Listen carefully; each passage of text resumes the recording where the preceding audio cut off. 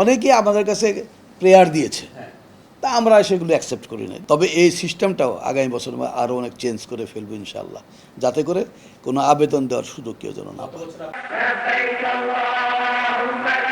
হজ যাত্রীদের খেদমতের নামে বিনা খরচে প্রতিবারই সৌদি আরবে যান অনেক সরকারি কর্মকর্তা কর্মচারী, এমনকি বাদ যায় না রাজনৈতিক নেতাদের ব্যক্তিগত কর্মকর্তা কর্মচারীও।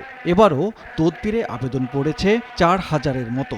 তবে অভিযোগ আছে, হাজিদের সেবার নামে সৌদিতে গিয়ে ব্যক্তিগত কাজ বা নিজের হজ পালনেই ব্যস্ত থাকেন তারা।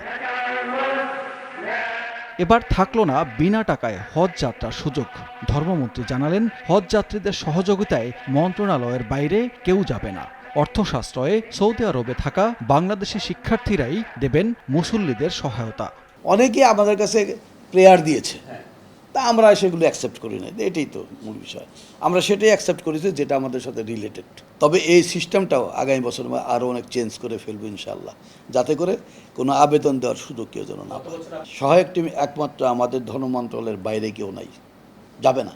সহায়ক টিমটা আমরা মক্কা, মদিনা, জেদ্দা বা রিয়াদ, আমাদের যে ইউনিভার্সিটিগুলো রয়ে গেছে সেই ইউনিভার্সিটি থেকে আমরা আমাদের বাংলাদেশি ছাত্র যারা আছে তাদেরকে আমরা এই জায়গায় নিয়োগ দেব, এবং তাদের মাধ্যমে করলে আমাদের সাশ্রয় হবে, অনেক সাশ্রয়। মন্ত্রী জানান, এবার ৫ লাখের বেশি মুসল্লি উমরাহ করতে যাওয়ায় ১,০২,০০০ টাকা খরচ কমানোর পরও হজের কোটা পূরণ হয়নি। কোটা আমাদের সেটা, কিন্তু আমাদের যাচ্ছে ৮৫,০০০। মানুষের ধারণাটা ছিল এমনই যে ৭ লাখ টাকা লাগবে, সেই চিন্তা ছিল অনেক কিছুই। যদিও কমেছে, তখন তারা চিন্তা করেছে কমলে কি হবে, আমাদের সেই সময়টুকু হাতে পাইনি, এতটুকু কমে যাবে। এটা যদি আগে বুঝতে হয়তো আরও কিছু লোক বেশি যেত।